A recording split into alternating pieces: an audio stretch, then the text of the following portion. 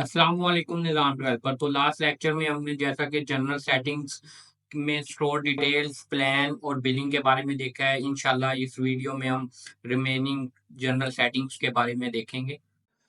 तो आज हम देखते हैं user and permission.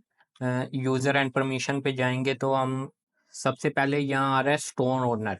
For now हमने अपने पार्टनर अकाउंट पे स्टोर क्रिएट किया है, तो हम यहाँ से जब हमारा स्टोर फुली क्रिएट हो जाएगा तो हम यहाँ से ओनरशिप ट्रांसफ़र कर सकते हैं क्लाइंट को। तो फॉर अभी हम फिलहाल इसको स्किप करेंगे, क्योंकि इन द एंड हम इसे देखेंगे कि कैसे हम ओनरशिप ट्रांसफ़र कर सकते हैं।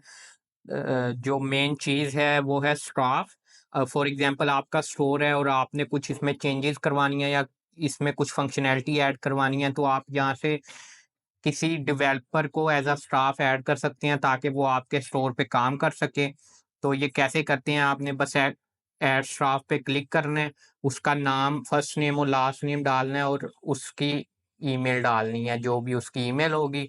और फिर यहाँ से सिलेक्ट करना है आपने उसे कौन-कौन सी परमिशन देनी है। फॉर एग्ज़ाम्पल आपने उसे एक्सेस देनी है कि वो सिर्फ़ थीम पे काम करे, तो आप यहाँ पे सिर्फ़ ऑनलाइन स्टोर पे क्लिक कर सकते हैं।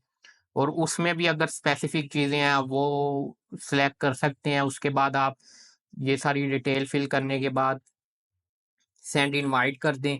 यहाँ से आप ऐप्स की परमिशन दे सकते हैं, पॉइंट ऑफ सेल ये भी आपको इंशाल्लाह बताएँगे क्या है। फिलहाल अगर आपने किसी डेवलपर को एज़ अ अपने कुछ काम के लिए या वेबसाइट के काम के लिए ऐड करना हो, तो वो आप यहाँ से एज़ अ स्टाफ ऐड कर सकते हैं।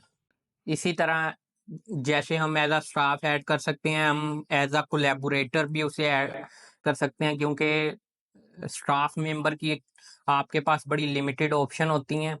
ऑन अ बेसिक प्लान तो आप बहुत कम स्टाफ मेंबर्स ऐड कर सकते हैं। तो फिर आप अगर मैं और अपनी टीम मेंबर ऐड करना चाहते हैं, तो आप वो कोलैबोरेटर एक्सेस आपको भेज सकते हैं। करना आपको सिर्फ ये है कि आपको लिंक देना है और वो कोलैबोरेटर कोड उन्हें दे देना है। जैसे हमने रिक्वेस्ट एक्सेस टू स्टोर सीखा था, ये बिल्कुल वही है। आपको ये कोड उसके साथ उनके साथ शेयर करना है। वो अपने पार्टनर अकाउंट से आपको यहाँ से रिक्वेस्ट एक्सेस टू स्टोर पे आपको रिक्वेस्ट भेज सकेंगे। तो यहाँ आपको नीचे शो होगी और उनका नाम आएगा, आप उस पे क्लिक करके उसे अप्रूव कर दें। तो ये है फिलहाल यूज़र एक तो ये है यूज़र एंड परमिशंस। उसके बाद हम आते हैं उसके बाद जो सेटिंग्स आती हैं, मोस्टली हम कुछ प्रोडक्ट्स ऐड करने के बाद कुछ कस्टमाइज़ेशन जब हम अपना डिज़ाइन क्रिएट कर रहे होंगे तब देखेंगे। तो अभी के लिए बस ये कुछ सेटिंग्स हैं, ये जो बाकी दूसरी सारी सेटिंग्स हैं वो जैसे ये डोमेन है, जब स्टोर बन जाएगा तब हमने डोमेन कैसे ऐड करनी है अपने स्टोर की, शिपिंग, डिलीवरी, कस्टमर, ये सारा कुछ हम इंशाल्लाह जैसे-जैसे चलते जाएँगे, तो हम इंशाल्लाह आहिस्ता-आहिस्ता इनको देखते जाएँगे। अब अभी फ़िलहाल हम स्टोर क्रिएट करना शुरू करते हैं और इंशाल्लाह जैसे-जैसे आता जाएगा इनका यूज़ और हम आपको बाकी सेटिंग के बारे में बताते रहेंगे। तो फ़िलहाल आपने पॉलिसीज़ पे जाना है। तो अभी हम स्टोर डेवलपमेंट की तरफ जा रहे हैं, तो ये पॉलिसीज़ क्रिएट करना ये फर्स्ट स्टेप है। ये सबसे पहले जो भी आपने स्टोर क्रिएट करना है, आपने आना है पॉलिसीज़ क्रिएट करनी है। आपने रिटर्न एंड रिफंड पॉलिसी है, उस पे आप क्रिएट फ्रॉम टेम्पलेट करेंगे तो वो सारी आपके सामने बनी हुई आ जाएगी। आप जैसा कि देख रही हैं यहाँ पे वही मेल शो हो रही है जो आपने स्टोर डिटेल्स में शो करवाई एंटर की होगी। तो आपने वो सारा कुछ आपको बनी बनाई रिटर्न पॉलिसीज़ आ गई हैं जो बाय डिफ़ॉल्ट शॉपिफ़ाई की तरफ आती हैं। शॉपिफ़ाई की तरफ से आती हैं। आपने करना क्या है, यहाँ पे अपना एड्रेस वगैरह सारा कुछ जो-जो चीज़ें नई दी हुई आप अपने ब्रांड के बारे में देना चाहते हैं या कुछ एडिट करना चाहते हैं, तो आपने यहाँ से एडिट कर लेना है।